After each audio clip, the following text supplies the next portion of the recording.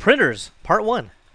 In this nugget, we'll be talking about printers. This will be Part 1, where we'll start off talking about thermal printers. These are some printers that actually use heat to transfer an image to the page. That's kind of interesting. And you actually have seen these a lot of times in probably retail environments. There's also the dot matrix printers, which will also be in retail environments. Also, used to be in really old computing environments. Like I remember back in the 80s, that was the kind of printer that we had. We didn't really use laser printers very commonly back then. They were all these noisy dot matrix ones. And then, of course, there's the inkjet printer, which is probably one of the more common types that you'll see for home use. And sometimes you'll see it in companies. But for corporations, you're more likely to see high-end inkjet printers in graphic arts departments or photography departments or something like that.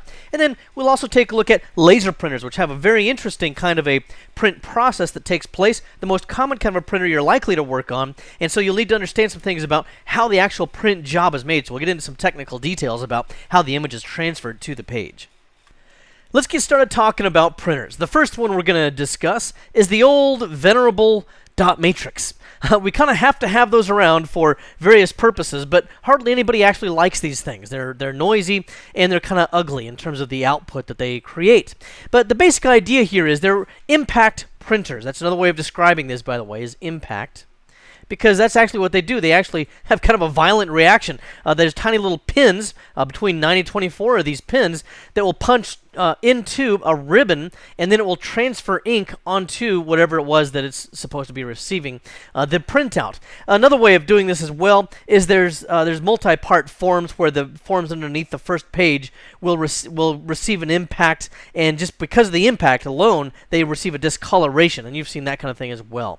But they have between 9 and 24 pins, 9 being lower quality, 24 pins being the higher quality. But most anything will do for a lot of the purposes that we look at for these things. And then the quality for these can range anywhere from draft printing, which is probably not much better than what you see I've created up here at the top, to near letter quality, which if you use a 24 pin printer and get NLQ quality, which is near letter quality, then you kind of almost have to use a magnifying glass or look at it real carefully and closely to discern any of the pin markings in it. Otherwise, it looks like it might have come off of a laser or a typewriter or something like that. So those are the kinds of qualities that you can get. You're going to have tractor-fed paper with these types of printers as well. And the way this looks is if this is the printer and we were looking at it from the top down, okay, so we were standing over the top of it, then you would see wheels on both sides of this that would feed the paper. There would be little spikes.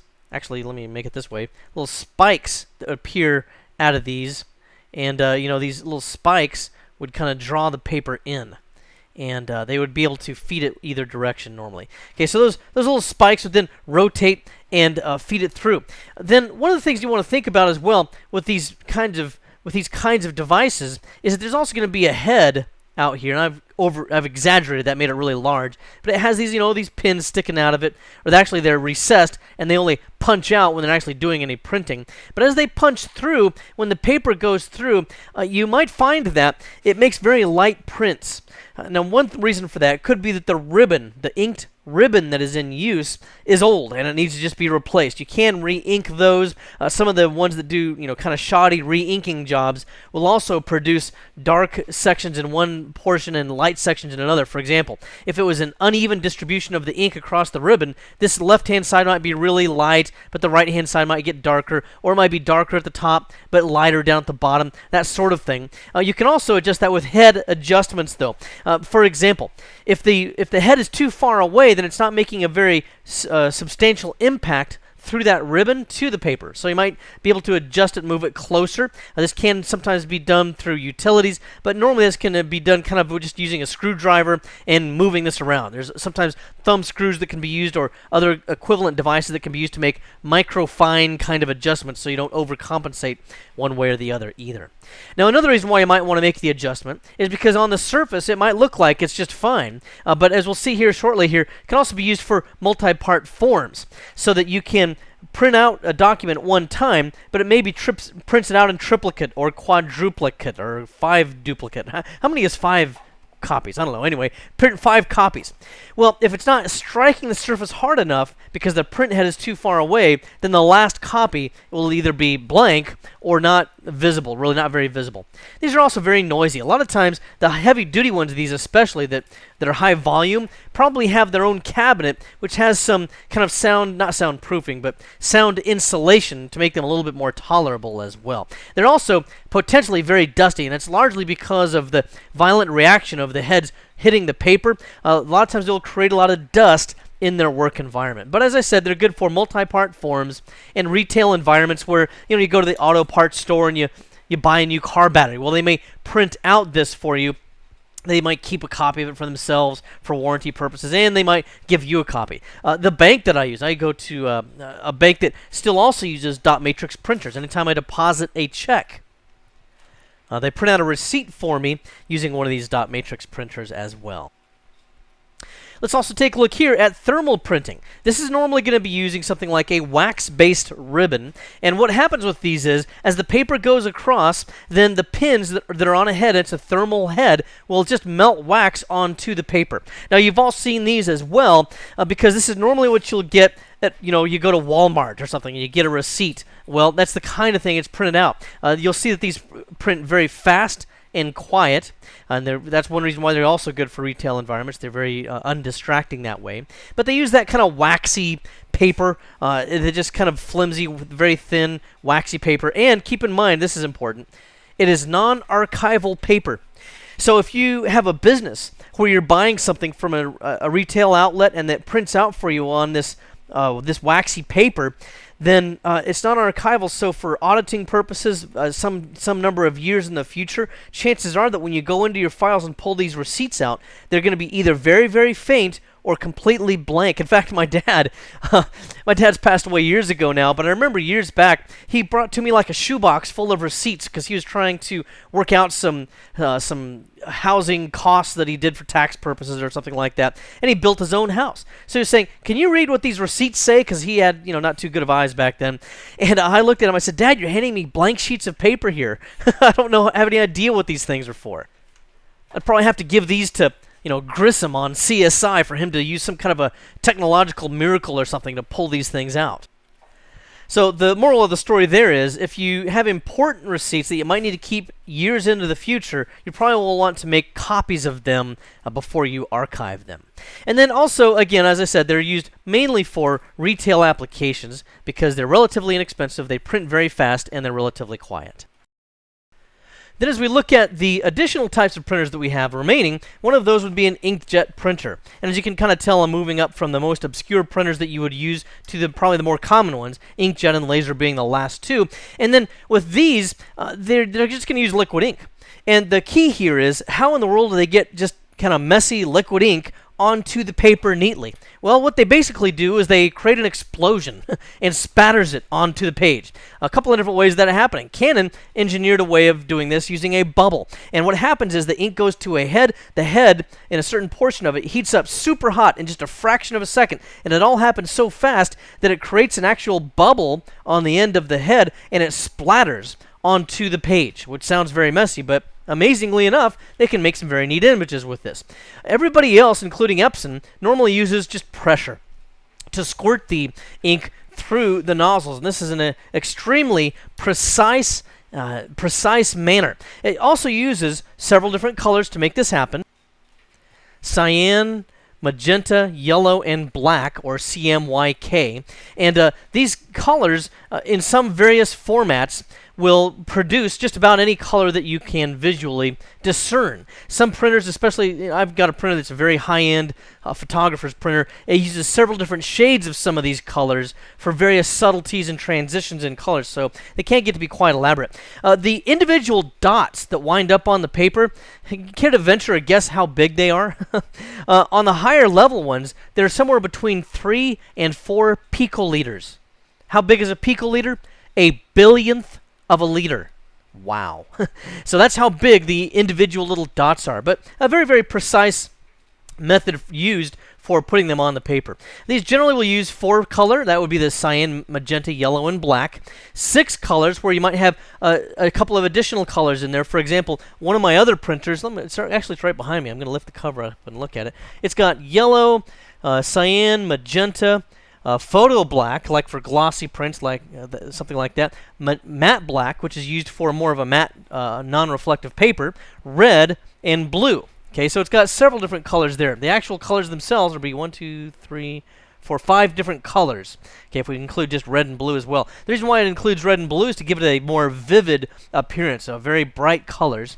And then there's also an additional cartridge in one of those printers that's a gloss optimizer. Okay, so it might also have a gloss optimizer, and again, it can have red, blue. Another one of my printers has 2 different shades, actually 3 different shades of black. There's black, there's light black, and there's also light black, which gives you very fine-toned black and white images. Okay, I'm getting carried away here with photography kind of stuff, because that's all really what this all relates to. But anyway, we have these various different colors that can be used, and they also will use a special paper. You can't normally just put in any kind of paper in there and expect to get a good image. If you just, if you have a kid at home that's doing homework and they want to print out a color book report, well, fine. You can probably just use copier paper, and that would be fine. But if you wanted a high-quality photograph or something like that, you would need to use a higher quality paper that's designed for that printer, and it's designed to be able to accept the liquid ink that gets sprayed on it.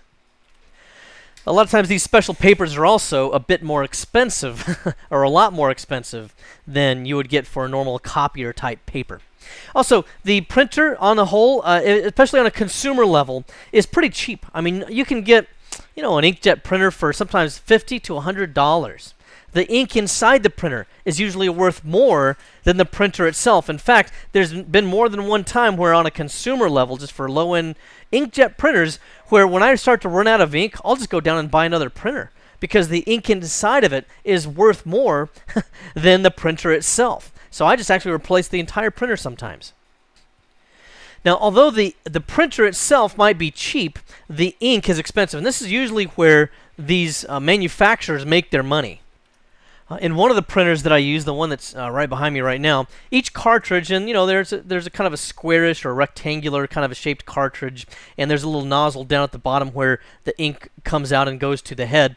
These things are 13 milliliters, so there's not very much ink in there, and these things cost about $15 a piece. Wow.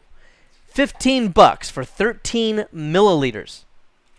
My high-end printer, I have an Epson 4880, and to put ink in that one, it's a 220 milliliter, and those ink cartridges are about $115. Is about the cheapest I've been able to find them.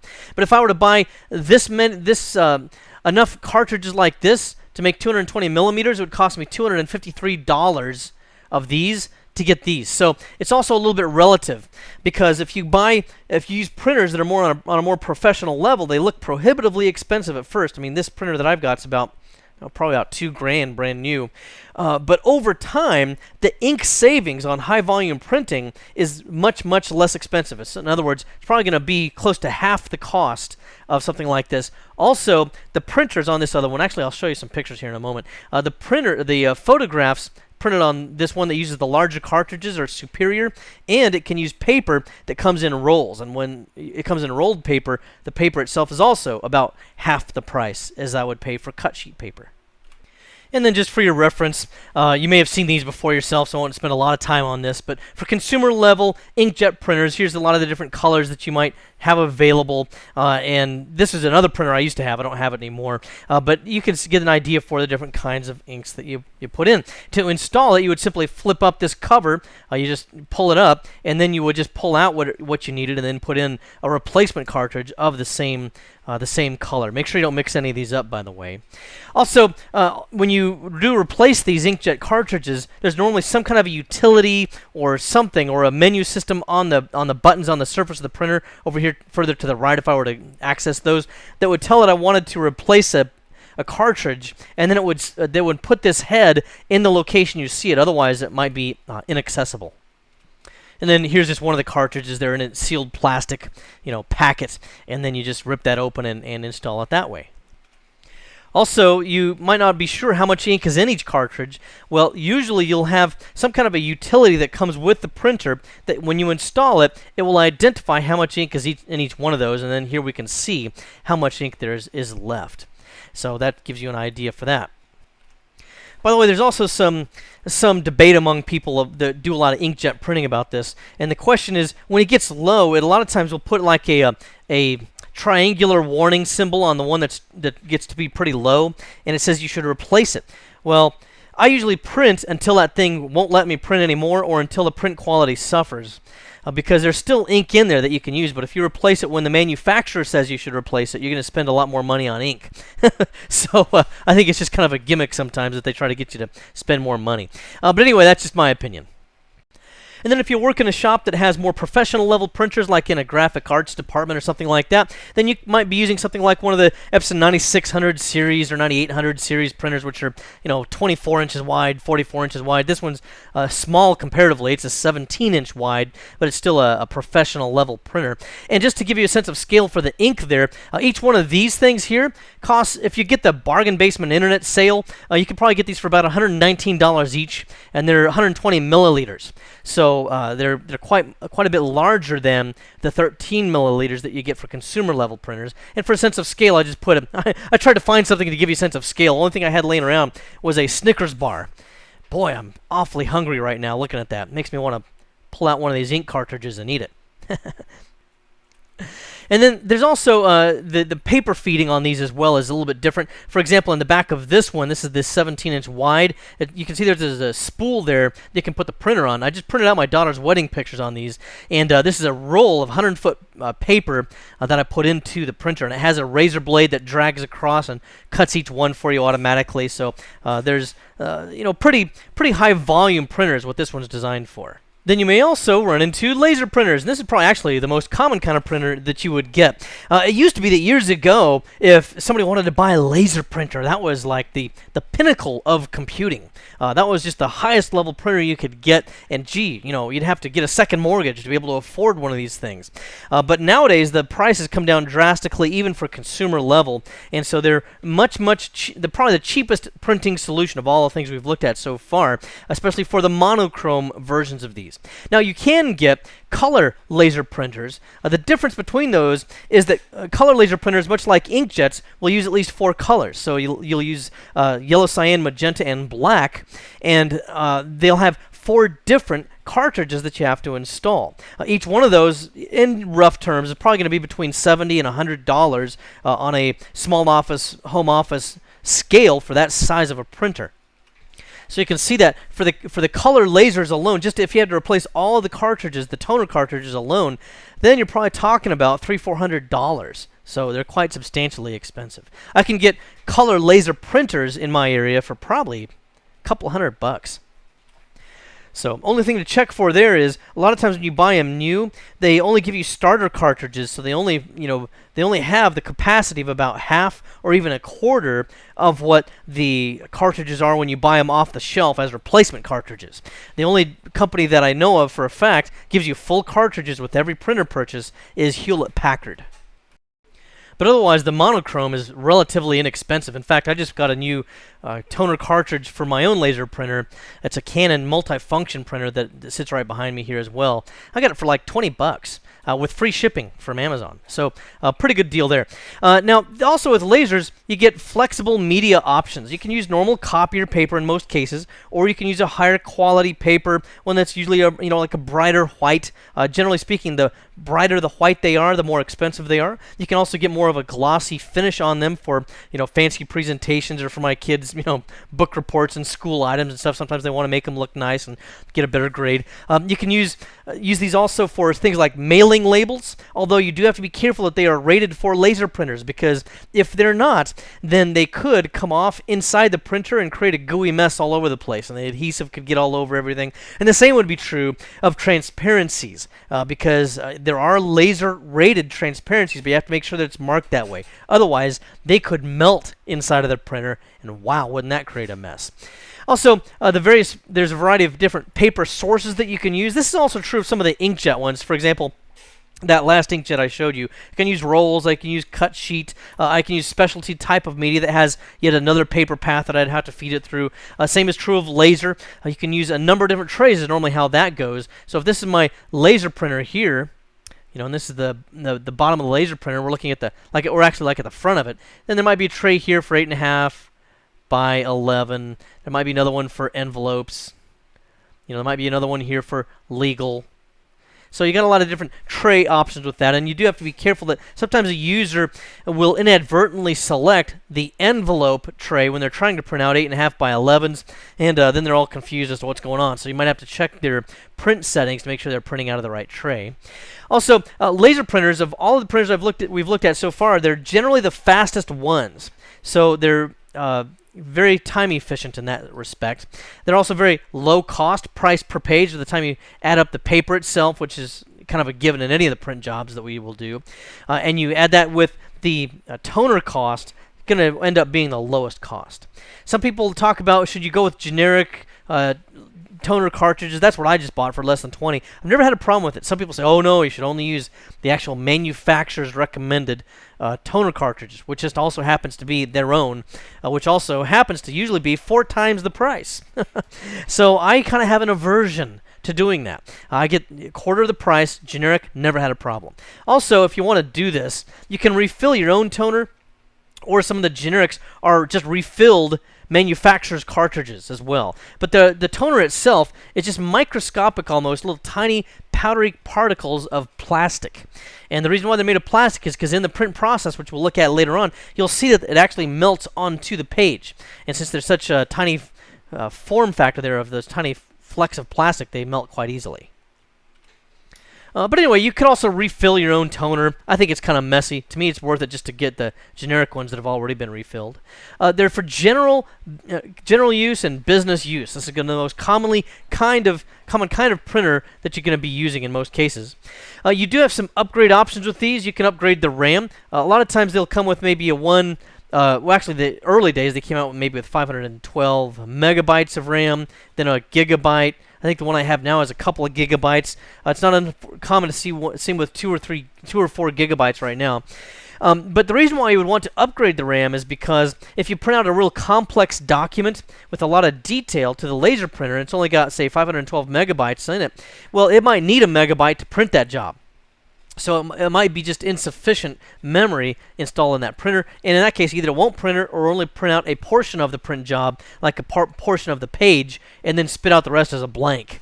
So you might need to upgrade that. That's normally going to be a DIMM, and we talked about memory in an earlier module here, earlier nugget. It's normally going to be a DIMM that you'll install there. And sometimes you'll see hard drives as well. Not very often, especially on the consumer level, but on high-end corporate level laser printers, which are also usually much bigger and heavier, by the way. You shouldn't usually these levels of printers you should usually get assistance to lift.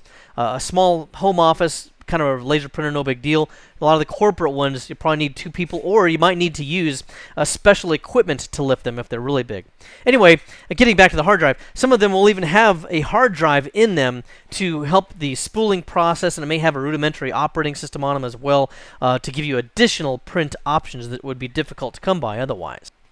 Now, with laser printers, there are 6 steps that occur in the whole process, getting the page from the paper tray out to the exit tray with an image on it.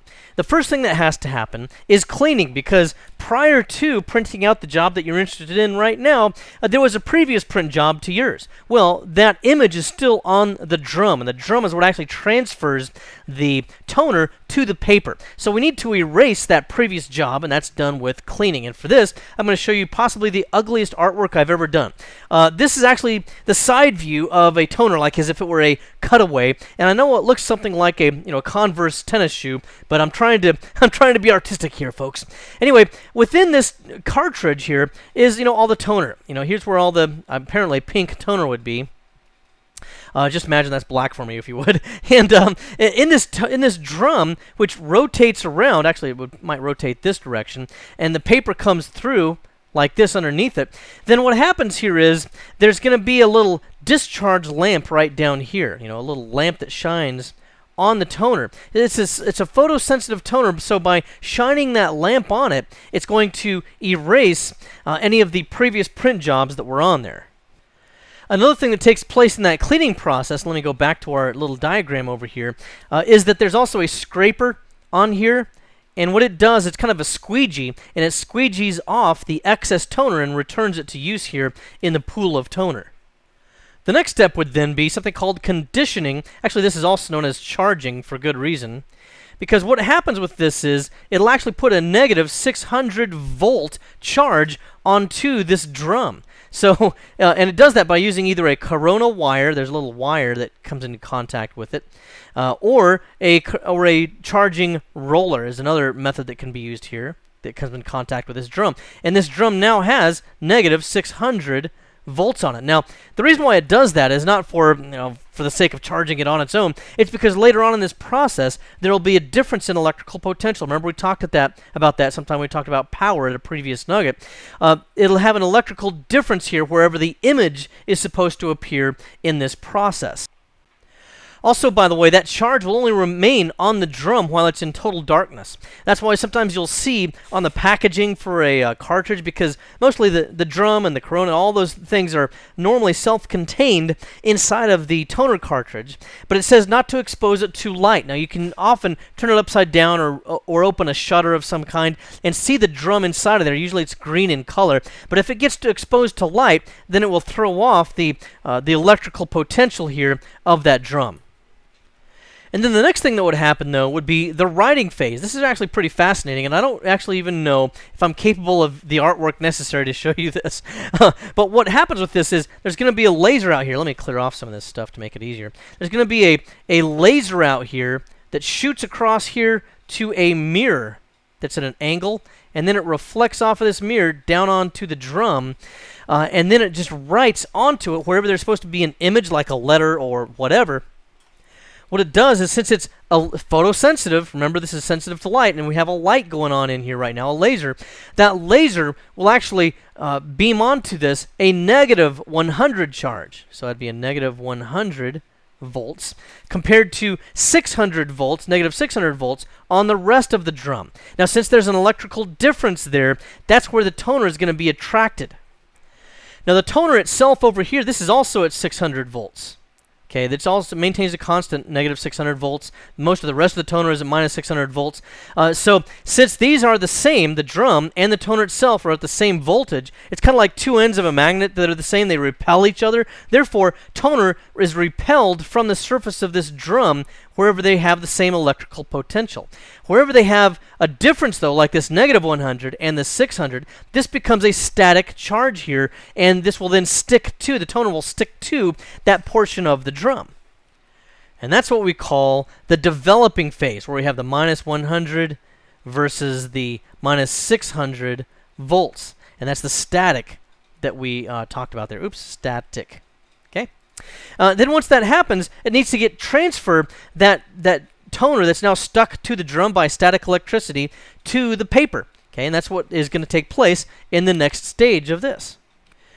Now, what goes on with this is, as the paper is going through, if this pink line represents the physical paper, when it enters into the printer, there's also a charge applied to it of a negative 600 volts. And because, again, we have an electrical potential difference between the paper and the minus 100, where there's any toner, the toner will then shoot down onto the paper because of the static electricity there. So we have two static charges, one from the toner to the drum, and then the other one from the toner on the drum down to the paper because of, again, the electrical difference.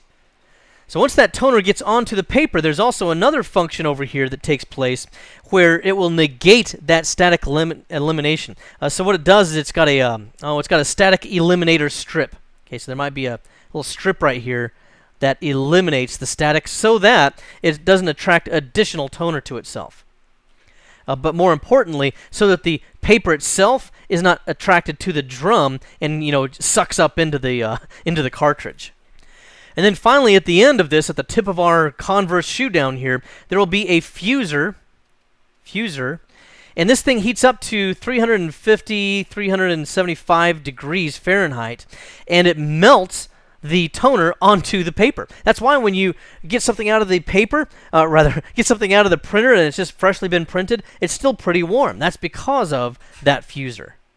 I also want to point out that this is similar with a color laser printer, except that each one of the colors, yellow, cyan, magenta, and black, will be applied to the toner separately while the paper is being fed through. And then, in similar fashion, the paper will be at a different electrical potential than the drum and the toner on the drum, and it'll suck the toner onto the paper as well. Except that the difference here is going to be not only that we have more cartridges for the toner, but also that the drum is not in each one of the cartridges. It's usually a separate unit of its own that also has to be periodically replaced on its own.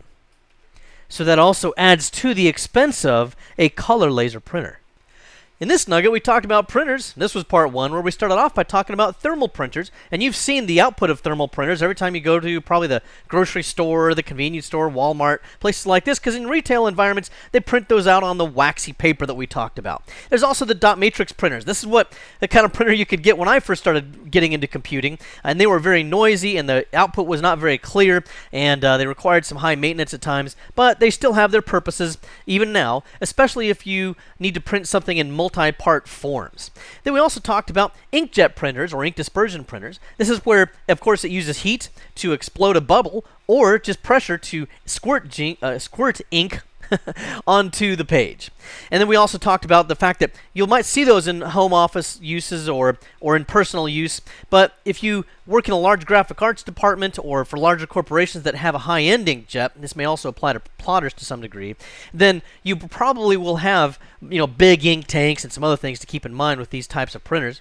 There's also the laser printer, which is probably the most common type that you're going to see, and it was important for us to look at how the print process takes place. You're going to see that what we learned there about how the image is transferred to the page is going to come in handy when it comes to maintenance and troubleshooting of printers that we'll talk about in the next nugget. Well, I hope this has been informative for you, and I'd like to thank you for viewing.